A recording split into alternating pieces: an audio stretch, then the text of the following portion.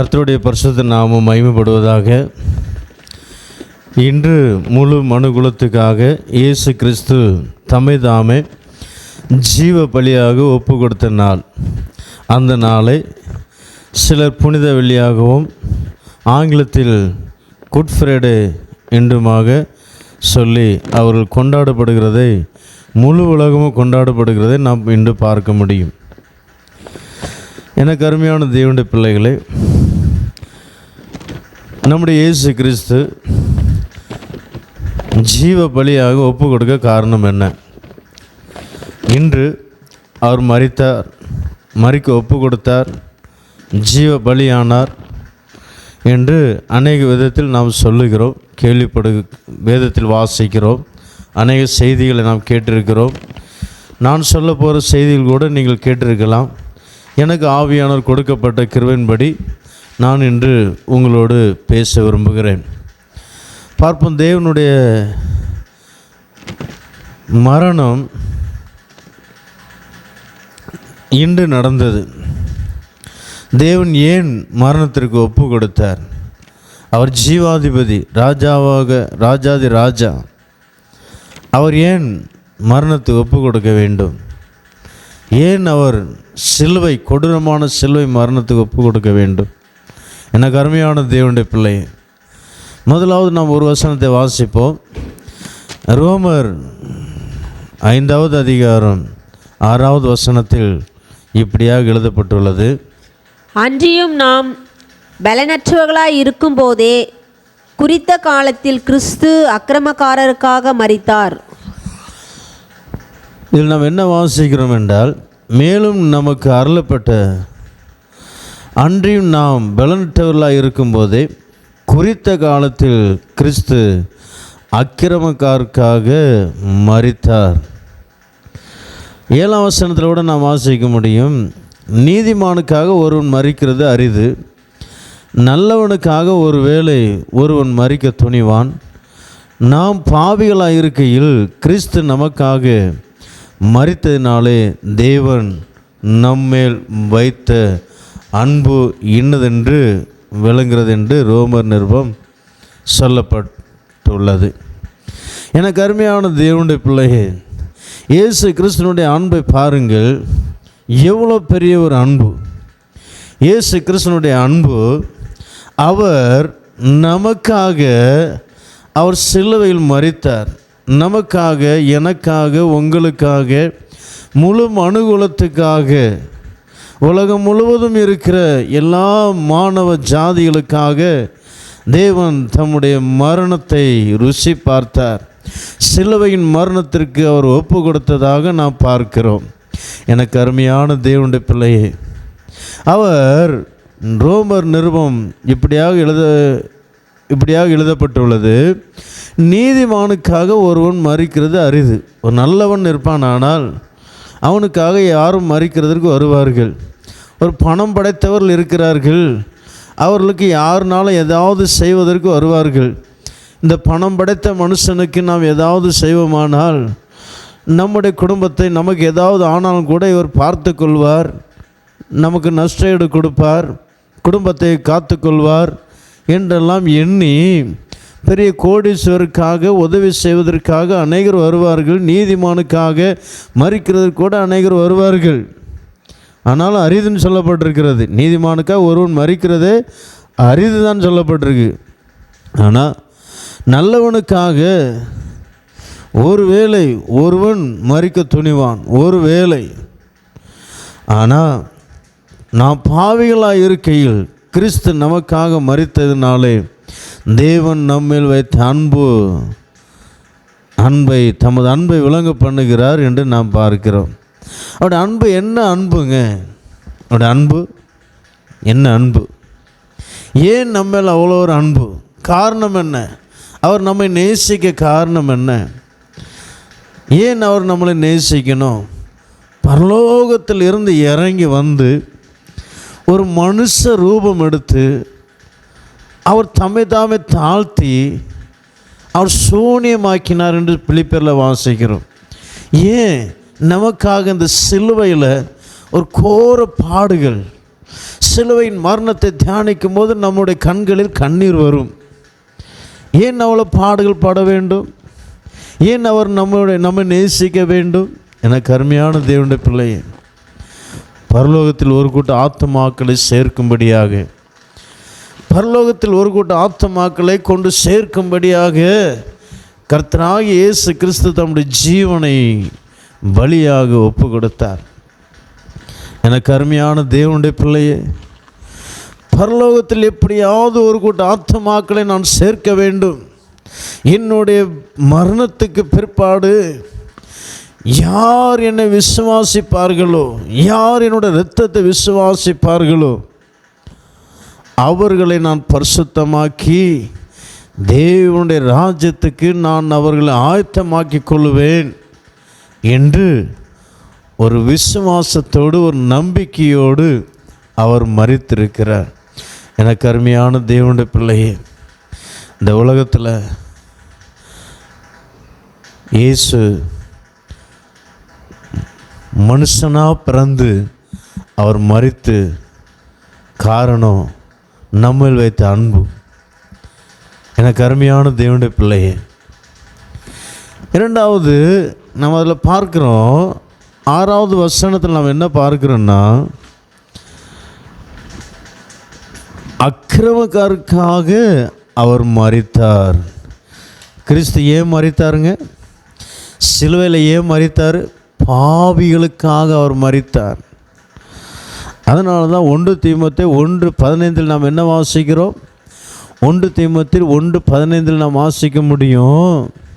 பாவிகளை ரட்சிக்க கிறிஸ்து இயேசு உலகத்தில் வந்தார் என்கிற வார்த்தை உண்மையும் எல்லா அங்கீகரிப்புக்கும் பாத்திரமுமானது.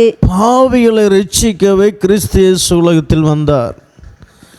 ரோமரில் நாம் என்ன வாசிக்கிறோம்? கிறிஸ்து அக்கிரமக்காரருக்காக மரித்தார், பாவிகளுக்காக மரித்தார். பாவிகளை ரட்சிக்கும்படியாகவே கிறிஸ்து இயேசு உலகத்தில் வந்தார் என்று நாம் பார்க்கிறோம். எனக்கு அருமையான தேவனுடைய பிள்ளையே, பாவி என்று சொல்லப்போனால் என்ன பாவம் செய்கிறோன்னா, இந்த உலகத்தில் அநேக விதமான பாவங்கள் இருக்குது, அநேக விதமான பாவங்கள் இருக்குது. பாவம் என்று சொல்லப்போனால் மது, புகைப்பிடிக்கிறது, பொய் பேசுகிறதும் பாவம்தான், திருடும் ஒரு பாவம்தான், சினிமா பார்க்குறதும் ஒரு பாவம்தான், சீரியல் பார்க்குறதும் ஒரு பாவம்தான்,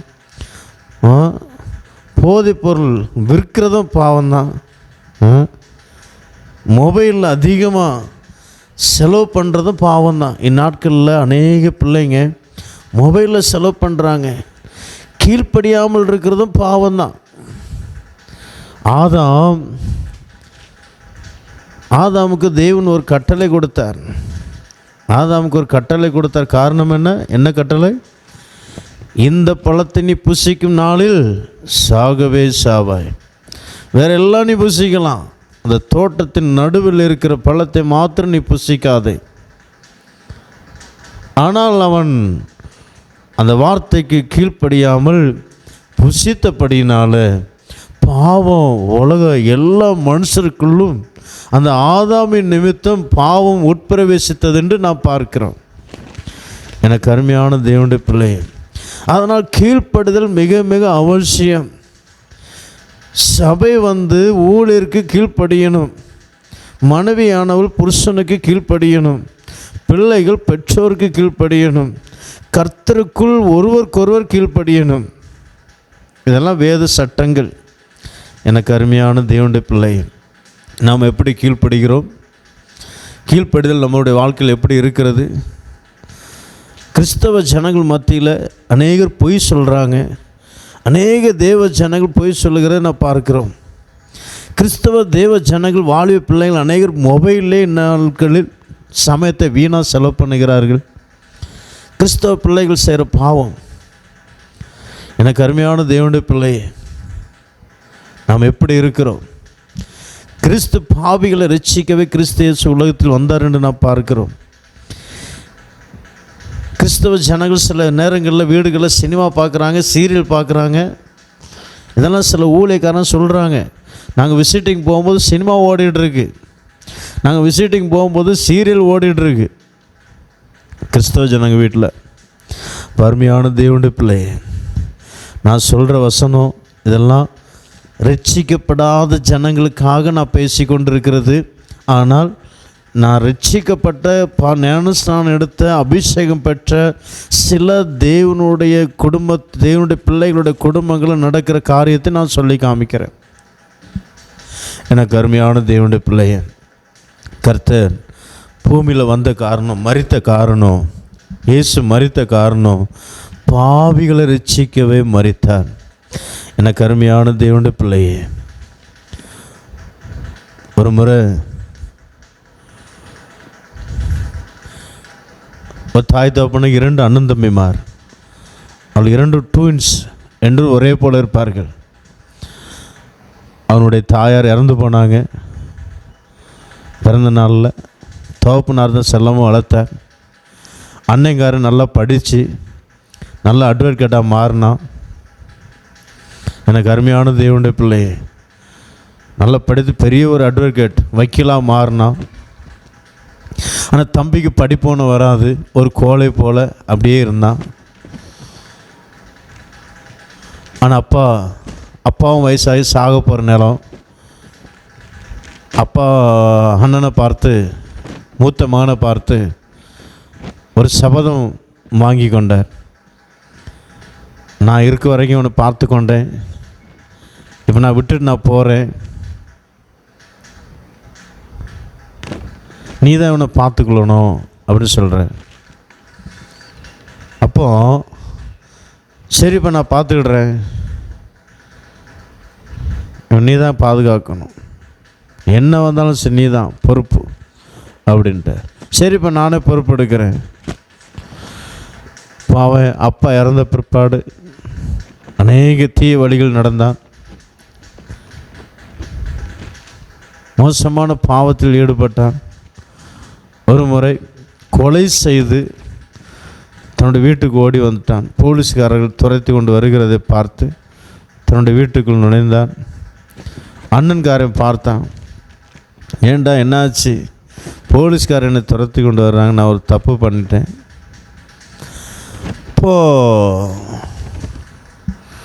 சரி சரி சரி, உன் வஸ்திரத்தை கழட்டி எனக்கு கொடு, நீ என் வஸ்திரத்தை போட்டுக்க அப்படின்னு சொல்லி அவன் தன்னுடைய வஸ்திரத்தை கழட்டி கொடுக்க, இவன் தன்னுடைய வஸ்திரத்தை அவனுடைய வஸ்திரத்தை வாங்கி போட என்ன நடந்துச்சு? போலீஸ்காரன் வந்தாங்க. 2 முகம் ஒரே போல் இருந்ததுனால இவனை பிடிச்சி கொண்டு போனாங்க. அன்னைக்காரனை பிடிச்சி கொண்டு போனாங்க. தம்பிக்காரன், ஐயா அண்ணனை பிடிச்சி கொண்டு போயிட்டாங்களே அப்படின்னு பின்னாடி ஓடி வந்து, நான் தான் கொலை பண்ணேங்க, அண்ணன் கொலை பண்ணல, நான் தான் கொலை பண்ணேன் அப்படின்னு ஓடி வந்து சொல்ல, இல்லை இல்லை இல்லை அதெல்லாம் அங்கே வந்து பார்த்துக்கிடலாம் அவன் சொல்லி அவனை பிடிச்சி கொண்டு போக தீர்ப்பாச்சு. அவனுக்கு தூக்கு தண்டனை, அண்ணனுக்கு தூக்கு தண்டனை. தூக்கு தண்டனை அன்னைக்கு கேட்குறாங்க, கடைசியாக நீ யாரை பார்க்க விரும்புகிற? நீ யாரை பார்க்க விரும்புகிற? எனக்கு அருமையான தேவனுடைய பிள்ளை, என் தம்பியை நான் பார்க்க விரும்புகிறேன். அப்போ அவனை கூட்டி கொண்டு வராங்க.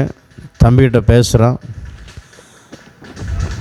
உனக்கு அப்பா இருந்தாங்க, பாதுகாத்தாங்க, அப்பா என்கிட்ட பொறுப்பு கொடுத்தாங்க, நான் இருக்க வரைக்கும் நான் பாதுகாத்தேன், இனிமையாவது ஒழுங்காரு, இனி உனக்கு ஒரு அண்ணன் இல்லை, யாரும் உன்னை காப்பாற்ற உனக்கு யாரும் ஒரு அண்ணன் பிறக்க மாட்டான், இனிமையாவது நீ ஒழுங்காருன்னு சொல்லிவிட்டு அண்ணன் தூக்கு மேடைக்கு போயிட்டேன்.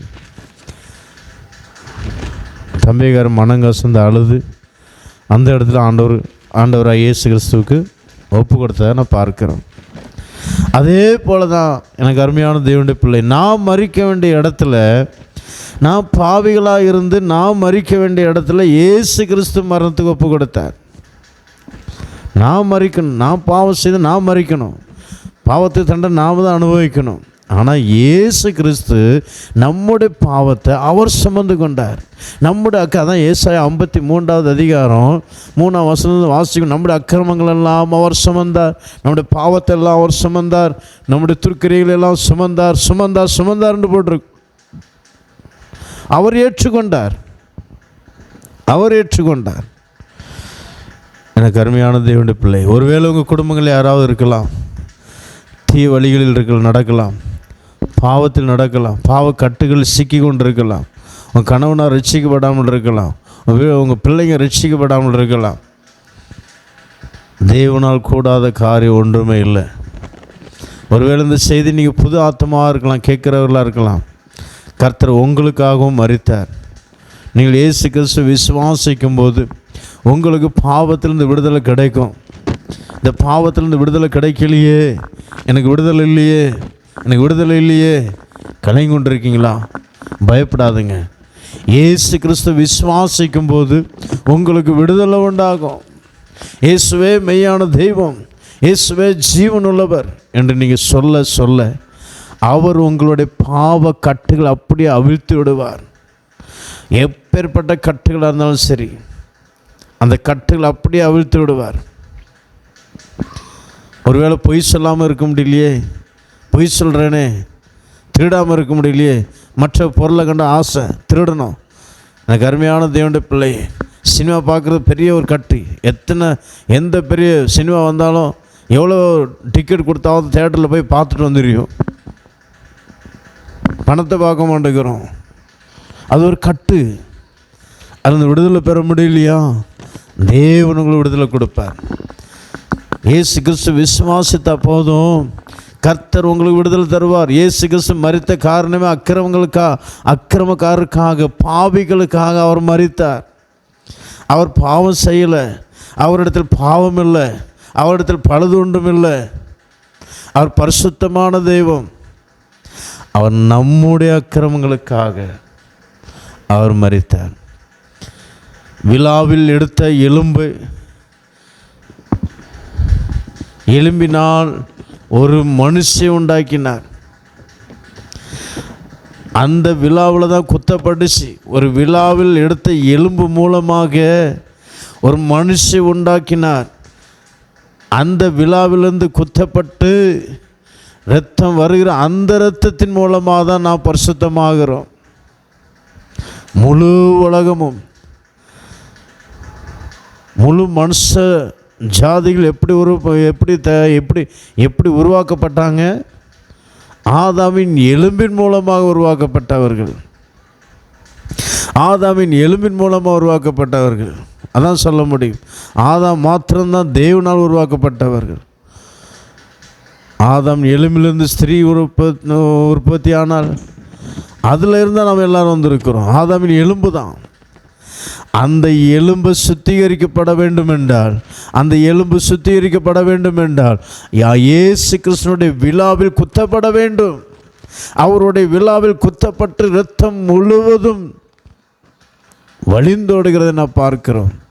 யோவான் சுவிசேஷகன் சொல்லுகிறார், இரத்தமும் தண்ணீர் வந்தது என்று சொல்லுவார்.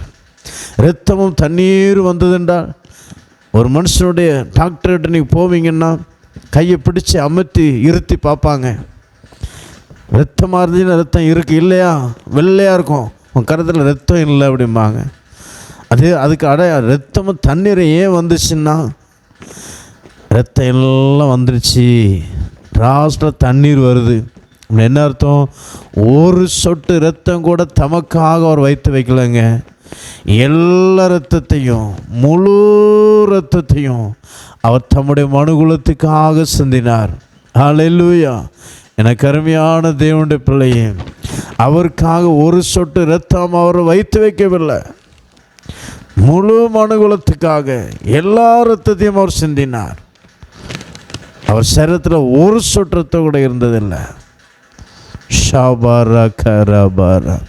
எனக்கு அருமையான தேவனுடைய பிள்ளையே, அந்த இயேசுவை நீங்கள் விசுவாசிப்பீங்கன்னா, உங்கள் குடும்பத்தில் யார் பாவக்கட்டுகள் சிக்கி தவித்தாலும் சரி, எப்பேற்பட்ட பாவக்கட்டுகளானாலும் சரி, இயேசு கிறிஸ்து உங்களுக்கு விடுதலை தர வல்லமையுள்ளவராக இருக்கிறார். உங்கள் பிள்ளைகளுக்கு விடுதலை தர வல்லமையுள்ளவராக இருக்கிறார். உங்கள் மனைவிக்கு விடுதலை தர வல்லமையுள்ளவராக இருக்கிறார். உங்கள் புருஷனுக்கு விடுதலை தர வல்லமையுள்ளவராக இருக்கிறார். நீங்கள் யாருக்காக ஜெபித்து கொண்டிருக்கிறீர்களோ அவர்களுக்கு விடுதலை தர அவர் வல்லமையுள்ளவராக இருக்கிறார். கவலைப்படாதீங்க எனக்கு அருமையான தேவனுடைய பிள்ளையே. இரண்டாவது, தேவன் ஏன் மரித்தார்? ஏசாயா 53வது அதிகாரம் 5ஆம் வசனத்தை நாம் வாசிப்போம். நம்முடைய மீறுதல்களின் நிமித்தம் அவர் காயப்பட்டு, நம்முடைய அக்கிரமங்களின் நிமித்தம் அவர் நொறுக்கப்பட்டார். நமக்கு சமாதானத்தை உண்டு பண்ணும் ஆக்கினி அவர் மேல் வந்தது. அவருடைய தழும்புகளால் குணமாகிறோம். இரண்டாவது, அவர் ஏன் மறிக்க ஒப்பு கொடுத்தாருன்னா, ஏசாயா 53:5 நாம் என்ன வாசிக்கிறோம்? இல்லை, 2 காரியத்தை பார்க்கிறோம். முதலாவது, சமாதானம் உண்டு பண்ணும் ஆக்கினை அவர் மேல் வந்தது. சமாதானம் உண்டு பண்ணும் ஆக்கினை அவர் மேல் வந்தது. இரண்டாவது, அவருடைய தழும்புகளால் குணமாகிறோம். அதில் 2 ஆசீர்வாதம் போடப்பட்டுள்ளது. இப்போ முதலாவது சமாதானம். இயேசு கிறிஸ்து மரித்த காரணம் என்ன? முதலாவது, அவர் நம்மில் வைத்திருக்கிற அன்பு. இரண்டாவது, பாவிகளுக்காக. அந்த அன்பு எல்லாமே இது எல்லாம் தான் வந்துடும். அன்பு இருக்கிறபடினால தான் பாவிகளுக்காக ஜீவனை கொடுக்க முடியுது. அன்பு இருக்கிறபடினால தான் சமாதானத்தை கொடுக்க முடியுது. அன்பு இருக்கிறபடினால தான் சுகத்தை கொடுக்க முடியுது. அன்பு தான் எல்லாம் மூல காரணமே. இப்போ முதலாவது, அவர் மரித்த காரணம் பாவிகளுக்காக. பாவிகளுக்காக அவர் மரித்தார். இரண்டாவது, அவர் மரித்த காரணம் என்ன? பாவிகளுக்காக மரித்தார்னா பாவிகளை எப்படியாவது நீதிமான்களாக மாற்றி தேவனுடைய ராஜ்யத்தில், பரலோக ராஜ்யத்தில் பிரவேசிக்க வைக்கணும் என்ற ஒரு நோக்கத்தோடு அவர் மரித்தார். இந்த கருமையான தேவனுடைய பிள்ளை, ஒரு மனுஷனுடைய பாவம் மன்னிக்கப்படணும்னா பாவமில்லாத இரத்தத்தை பழி செலுத்தணும். பாவமில்லாத இரத்தத்தை பழி செலுத்தணும்.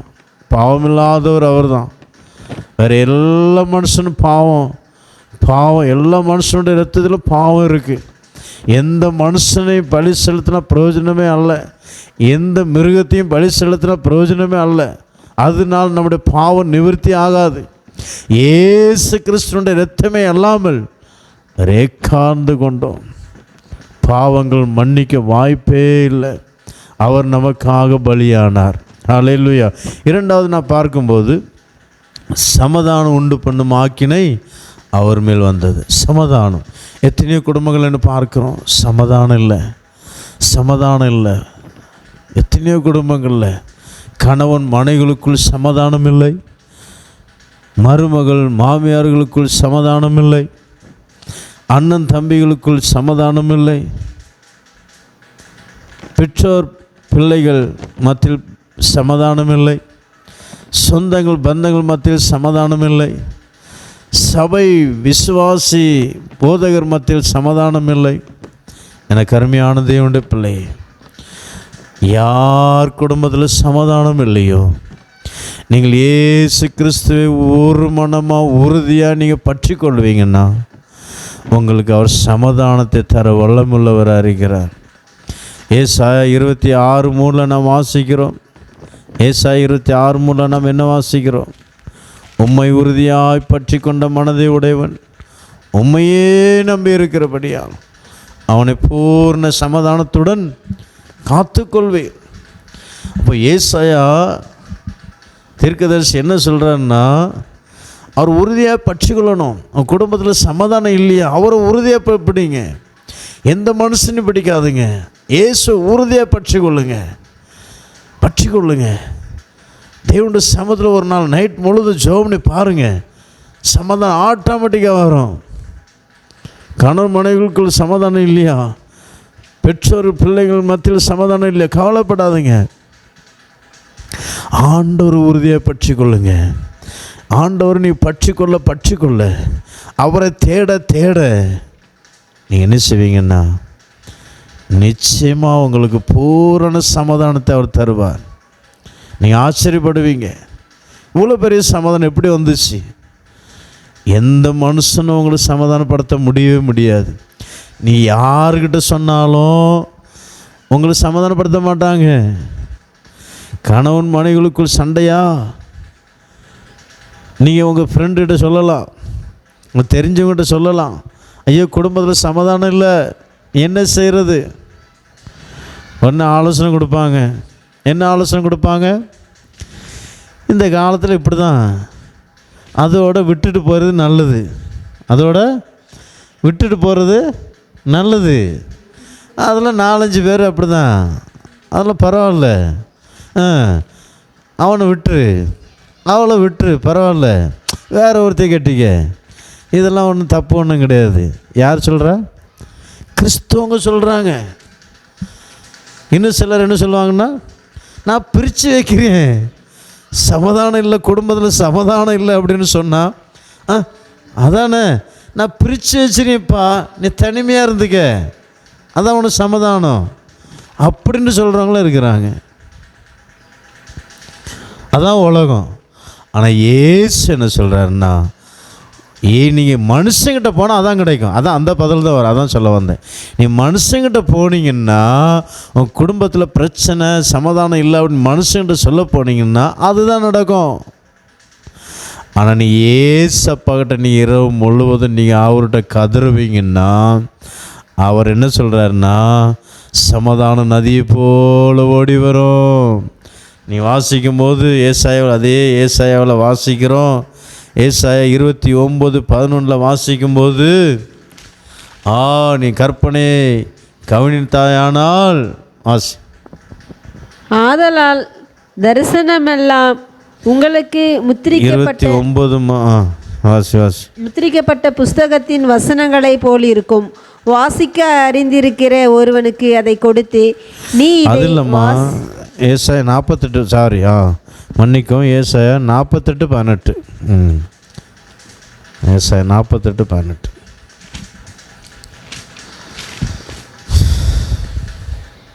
என் கற்பனைகளை கவனித்தாயானால் நலமாயிருக்கும். அப்பொழுது உன் சமாதானம் நதியை போலும், உன் நீதி சமுத்திரத்தின் அலைகளை போலும் இருக்கும். சமாதானம் நதியை போல இருக்குமா? அவருடைய கற்பனைகளை நீங்கள் கை கொண்டு கவனமாக கை கொண்டால் போதும், உங்களுடைய சமாதானம் நதியை போல் ஓடி வரும். நதினா அது குளம் மாதிரி இல்லை. குளம் தான் கெட்டி கிடக்கும், பழைய சமாதானம் தான் இருக்கும், கெட்டி கிடக்கும், பழையசு நாத்தம் பிடிச்சி, அதுதான் பழசே தான். என்ன செய்ய சமாதானப்படுத்தணுமே, என்ன செய்ய அப்படி தான் ஓடும்.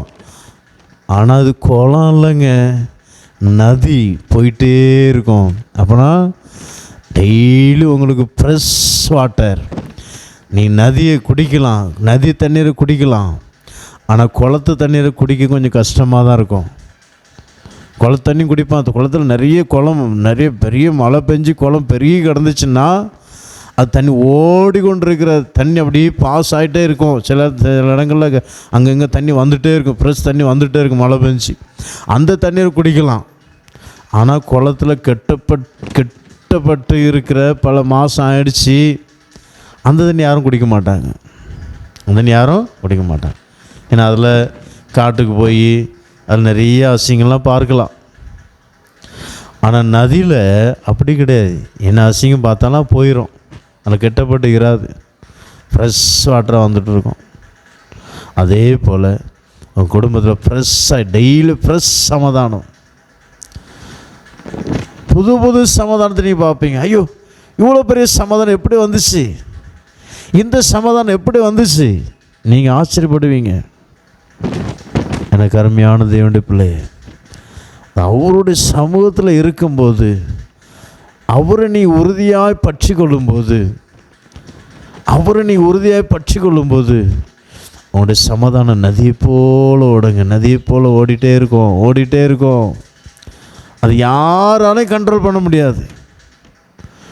அது எத்தனை பெரிய பிரச்சனை வந்தாலும் சமாதானத்தை கெடுக்கவே முடியாது. இன்னொரு இதில் சொன்னாதான், எவ்வளோ பெரிய பிரச்சனை வந்தாலும் பிசாசானவன் குடும்பத்தை பிரிக்கும்படியோ, பிள்ளைகளை நஷ்டப்படுத்தும்படியோ, கணவன் மனைவிகளுக்குள், மருமகள் மாமியார்களுக்குள் பிரச்சனை உண்டாக்கி பிரிக்கணும் அப்படின்னு எவ்வளோ பிசாசு திட்டம் பண்ணாலும் அவனுடைய திட்டம் ஒன்றுமே பலிக்காது. ஏன்? அது பெரிய சமாதானம், ஓடிட்டே இருக்கும், வல்லமை உள்ளதுங்க, எந்த மனுஷனாலும் அசைக்க முடியாதுங்க. ஹல்லேலூயா. அருமையான தேவனுடைய பிள்ளையே, தேவனை உறுதியாக பற்றி கொள்ளும்போது உங்கள் சமாதானம் பெரிய சமாதானமாக இருக்கும். ஒரு மனுஷனும் சமாதானத்தை கெடுக்க முடியாது. ஹல்லேலூயா. அருமையான தேவனுடைய பிள்ளையே, எத்தனையோ இதை நான் சொல்லலாம். அடுத்த விஷயத்தை நான் வாசிப்போம். மூன்றாவது, இந்த சமாதானத்தை கொடுக்கும்படியாக தான் தேவன் மரித்தார். தேவன் மரணிக்கு காரணம் என்ன? சமாதானம் இல்லை. எத்தனையோ குடும்பங்கள் சமாதானம் இல்லை. சிலுவையில் மரித்த காரணம் என்ன? உங்களுக்கு சமாதானம், எங்களுக்கு சமாதானம் கொடுக்கும்படியாக. இங்கே வேறு எதற்காக இல்லை. எனக்கு அருமையான தேவனுடைய பிள்ளையே, அந்த இயேசுவை நீங்கள் பற்றி கொள்வீங்கன்னா, அந்த இயேசுவை நீங்கள் பிடித்து கொள்வீங்கன்னா, நிச்சயமாக உங்கள் குடும்பங்களில் சமாதானத்தை பார்ப்பீங்க. நிச்சயமாக குடும்பத்தில் பெரிய சமாதானத்தை பார்ப்பீங்க. அந்த சமாதானம் யார் எவ்வளோ பெரிய புயல் வந்தாலும் அசைக்க முடியாது, எடுக்க முடியாது. இந்த இயேசு சொல்லியிருக்கேன், என்னுடைய சமாதானத்தை நான் உங்களுக்கு வைத்து போகிறேன். உலகம் தரக்கூடாத சமாதானத்தை, என்னுடைய சமாதானத்தை நான் உங்களுக்கு வைத்து போகிறேன்னு சொன்னேன். அவருடைய சமாதானத்தை யாரும் எடுக்க முடியுமா? இயேசு கிறிஸ்துவுக்குள் இருந்த சமாதானம் எவ்வளோ பெரிய சமாதானம் தெரியுமா? பிசாசு பிறந்த நாள் முதல் மறிக்கும் வரை அவர் பிசாசு சோதிச்சுட்டு தான் இருந்தான். ஆனால் அவர் மனசுக்குள்ளே இருந்த சமாதானத்தை யாராலும் எடுக்க முடியலைங்க. அவ்வளோ சோதனை. உபவாசம் இருந்து 40 நாள் உபவாசம் இருந்து ஜெபித்து முடித்த பிறகு பசி உண்டாயிடுச்சு அவருக்கு. பிசாசு அந்த சந்தர்ப்பத்தை பயன்படுத்தி பிசாசு சோதிக்க வரான். ஆனால் அதுலேயும் அவர் சமாதானத்தை காத்து கொண்டாருங்க. இயேசு கிறிஸ்துவை பிசாசு எவ்வளோ சமாதான சீர்கேடு உண்டாக பார்த்தான். தன்னோடு கூட இருந்த பேதுரு மூலமாக சமாதான சீர்கேடு உண்டாக பார்த்தான். பேதுருகிட்ட கேட்குற என்ன சொல்கிறாருன்னா, நான் மறிக்க போகிறேன்ப்பா அப்படிங்கும்போது பேதுரு ஒரு வார்த்தை சொல்கிறார், ஆண்டவரே நீலாம் மறிக்கக்கூடாதுயா, நீர் மறிக்கக்கூடாது அப்படிங்கிறான். அப்பாவில் போ சாத்தானே, தேவனுக்கு ஏற்றவர்களையும் சிந்தியாமல் மனுஷருக்கு ஏற்றவர்களையும் சிந்திக்கிறேன், போ பிசாசு அப்படின்னார். பேதுரு பார்த்து, அவருக்குள் இருந்த சமாதானத்தை யாரும் கெடுக்க முடியலைங்க. மனதில் அவ்வளோ ஒரு சமாதானத்தை பாதுகாத்து கொண்டார்.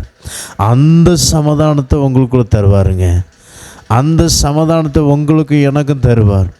அதை பெற்றுக்கொள்ளணும்னா அவரை நீங்கள் உறுதியாக பற்றி கொள்ளணும். அவருடைய சமூகத்தில் அதிகமாக இருக்கணும். இயேசு விசுவாசிக்கணும். அவருடைய வேதத்தை வாசிக்கணும், தியானிக்கணும், சர்ச்சுக்கு போகணும். செய்யும்போது கர்த்தர் தருவார். மூன்றாவது நம்ம வாசிக்கும் போது அதே ஏசாயா 53:5 வாசிப்போம். நம்முடைய மீறுதல்களின் நிமித்தம் அவர் காயப்பட்டே, நம்முடைய அக்கிரமங்களின் நிமித்தம் அவர் நொறுக்கப்பட்டார். நமக்கு சமாதானத்தை உண்டு பண்ணும் ஆக்கினையை அவர் மேல் வந்தது, அவருடைய தழும்புகளாலே குணமாகிறோம். ஆமென். இதில் நம்ம என்ன வாசிக்கிறோம்? அவருடைய தழும்புகளால் குணமாகிறோம். எனக்கு அருமையான தேவனுடைய பிள்ளைங்க, நாட்களில் எத்தனையோ பேர் வியாதிஸ்தராக இருக்கிறாங்க, எத்தனையோ பேர் பலவீனமாக இருக்கிறாங்க, வியாதி கட்டுகளில் இருக்கிறீங்க. இயேசு கிறிஸ்து சொல்லுகிறார், என்ன சொல்கிறாருன்னா, நான் உங்களுக்கு சுகத்தை தரேன், உங்களுக்கு சுகத்தை கொடுக்கும்படியாகவே நான் மரித்தேன், நான் அடிக்கப்பட்டேன், நொறுக்கப்பட்டேன். அவர் சொல்கிறாருங்க. எனக்கு அருமையான தேவனுடைய பிள்ளையே, உங்களுக்கு சுகத்தை தரும்படியாக அவர் விரும்புகிறார். லூக்கா 8:43 வாசிக்கும்போது, மார்க் 5:25 வாசிக்கும்போது அதில் ஒரு சம்பவத்தை பார்க்க முடியும். 12 வருஷமாக பெரும்பாடுள்ள ஸ்திரீ,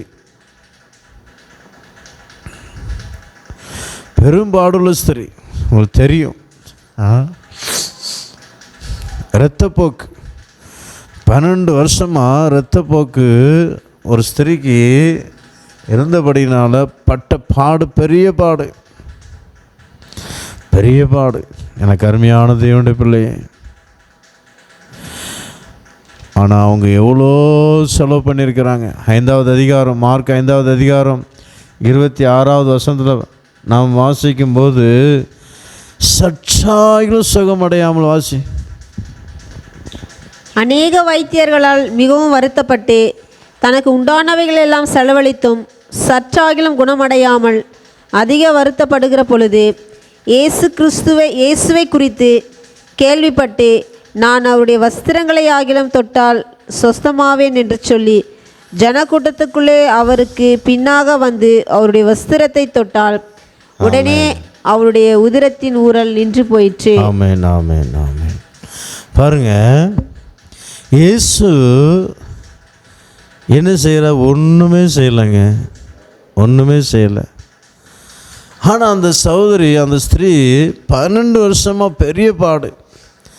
தன்னுடைய ஆஸ்திகள் எல்லாம் செலவழிந்து போச்சு, தன்னுடைய பணம் எல்லாம் செலவழிந்து போச்சு. இப்போ ஒன்றுமே இல்லை. நான் அவ்வளோ செலவழித்தோம், சற்றாயிலும் குணமடையலை. கொஞ்சம் கூட வித்தியாசம் இல்லை. அதான் அர்த்தம். கொஞ்சம் கூட வித்தியாசம் இல்லை, கொஞ்சம் கூட மாற்றம் இல்லை. ஆனால் ஒரு நாள் இயேசு கிறிஸ்து பற்றி கேள்விப்பட்டிருக்கிறாங்க. இயேசு கிறிஸ்து சுகம் கொடுக்குறாரு, இயேசு கிறிஸ்து விடுதலை கொடுக்குறாரு, நீங்கள் அவர்கிட்ட போங்க, நிச்சயமாக உங்களுக்கு ஒரு சுகத்தை கொடுப்பாரு சொல்லியிருக்கிறாங்க. இப்போ இயேசு கிறிஸ்து எங்கே போய் பார்க்க அப்படி எண்ணத்தோடு இருக்கும்போது, ஒரு நாள் அவங்க இருக்கிற தெரு வழியாக போகிறதாக கேள்விப்படுறாங்க. ஓடி வராங்க. வெளியே வந்து பார்த்தா பெரிய கூட்டம். இந்த கூட்டத்தில் போய் யாரை கேட்க, எப்படியாவது அந்த கூட்டத்தில் போய் அவருடைய வஸ்திரத்தை தொட்டுட்டு வந்துடணும் இன்னும் ஒரு வைராக்கியத்தோடு போகிறாங்க. அந்த ஸ்திரீக்குள்ளே இருந்த விசுவாசத்தை பாருங்கள். அந்த ஸ்திரீக்குள்ளே இருந்த விசுவாசம் பார்க்கணுன்னு தான் நினச்சாங்க. ஆனால் இப்போது அந்த கூட்டத்தில் பார்க்க முடியாது, பேச முடியாது, ஜெபிக்க முடியாது. அவர் எனக்கு ஜெபம் பண்ண விடுதலை ஆகும், தொட்டால் விடுதலை ஆகும் அவங்க இந்த சகோதரிக்கு தெரியும், கேள்விப்பட்டிருக்கிறாங்க. ஆனால் இப்போ அந்த கூட்டத்தில் அவர் என்னை தொட முடியாது. நான் வேணால் தொடலாம், அவர் தொட விட முடியாது. அவர் வஸ்திரத்தையாவது தொட்டு வந்துடுவோம். சகோதரிக்கு இந்த விசுவாசத்தை பாருங்கள், எவ்வளோ பெரிய விசுவாசம் பாருங்கள். ஆனால் இயேசு தொட்டு தான் சுகமாக்கியிருக்கிறார் அநேகரை. அந்த ஸ்திரீ அதான் கேள்விப்பட்டிருக்கு. ஆனால் அந்த ஸ்திரீக்கு அந்த விசுவாசத்தில் பெரிய விசுவாசம். அந்த வஸ்திரத்தை தொட்டாங்க, உடனே அற்புதம், உடனே அற்புதம். எனக்கு அருமையான தேவனுடைய பிள்ளையே, இயேசுவால் கூடாத காரியம் ஒன்றுமே இல்லை. இயேசு விசுவாசிங்க, நிச்சயமாக கர்த்தர் உங்களுக்கு சுகத்தை கொடுப்பார், உங்களை பலப்படுத்துவார். அவரால் கூடாத காரியம் ஒன்றுமே இல்லை, அவரால் ஆகாத காரியம் ஒன்றுமே இல்லை. அவரால் எல்லாம் கூடும். அதனால்தான் யோபு சொல்லுகிறார், தேவரீர் நீர் சகலத்தையும் செய்ய வல்லவர், நீர் செய்ய நினைத்தது தடைப்படாது. அவர் எல்லாம் செய்ய முடியுங்க. நீ அவரை மாத்திரம் விசுவாசித்தா போதும். இயேசு இந்த உலகத்தில் வந்து ஏன் தம்முடைய ஜீவனை ஜீவ பலியாக ஒப்பு கொடுத்தார்? நீ சுகமாக இருக்கணும், நான் சுகமாக இருக்கணும். அதுக்காக தான் அவர் தம்முடைய ஜீவனை பலியாக ஒப்பு கொடுத்தாருங்க. யாரும் வியாதியோடு இருப்பதற்காக அல்ல. சில நேரங்கள் நம்முடைய சரீரத்தில் பலவீனங்கள் வியாதிகள் அனுமதிக்கிறார். ஏன் அனுமதிக்கிறார்? நாம் இன்னும் அவரை அதிகமாக நேசிக்கும்படியாக, இன்னும் அவருடைய கிருபைகளை பெற்று அவருக்காக ஜீவிக்க அவர் விரும்புகிறார். எனக்கு அருமையான தேவனுடைய பிள்ளையே, நான் வியாதியை பார்த்தோம், பலவீனத்தை பார்த்தோம், பயந்து போகாதீங்க, தைரியமாக இருங்க. அவர் இயேசுவை உறுதியாக பற்றி கொள்ளுங்க, இயேசு விசுவாசிங்க. அவர் உங்களுக்கு நிச்சயமாக உங்களுக்கு விடுதலை தருவார். அவர் வல்லவர், நல்லவர், ஜீவனுள்ளவர். அவர் மரித்தார், 3ஆம் நாள் உயிர்த்தெழுந்தார். இன்றும் அவர் உயிரோடு இருக்கிறார். அந்த இயேசு கிறிஸ்து இப்பொழுதும் அவர் உங்கள் வீடுகளில் வந்து உங்கள் ஒவ்வொருத்தரையும் தொட்டு சுகமாக்க வல்லமுள்ளவராக இருக்கிறாருங்க. நிச்சயமாக தொடுவார். தைரியமாக இருங்க. கர்த்தர் அற்புதம் செய்வார். கண்களை மூடுவோம், ஜெபிப்போம். சர்வ வல்லமுள்ள பிதாவே, நன்றியோடு ஸ்தோத்திரிக்கிறோம். அப்பா இந்த புனித வெள்ளி அன்று சோத்ரம் ஆண்டவரே, இந்த வார்த்தைகள் மூலமாக எங்களோடு பேசினதற்காக உமக்கு நன்றி. அக்கிரமக்காரருக்காக தேவன் மரித்தார். சோதரர் இரண்டாவது பார்க்கும்போது சமாதானம் இல்லாமல் இருக்கிறவர்களுக்காக சமாதானம் கொடுக்கும்படி மரித்தார். வியாதி உள்ளவர்களை சுகமாக்கும்படி மரித்தார் என்று நாங்கள் பார்க்கிறோம். எத்தனையோ பேர் பாவத்தில் ஜீவிக்கிறாங்க, பாவ கட்டுகள் ஜீவிக்கிறாங்கப்பா. அவங்களுக்கு விடுதலை கொடுக்கும்படியாக நாங்கள் செபிக்கிறோம். இந்த வார்த்தையை அவரிடத்தில் கொண்டு போய் சேர்க்கும்படியாக நாங்கள் செபிக்கிறோம் ஆண்டவரே.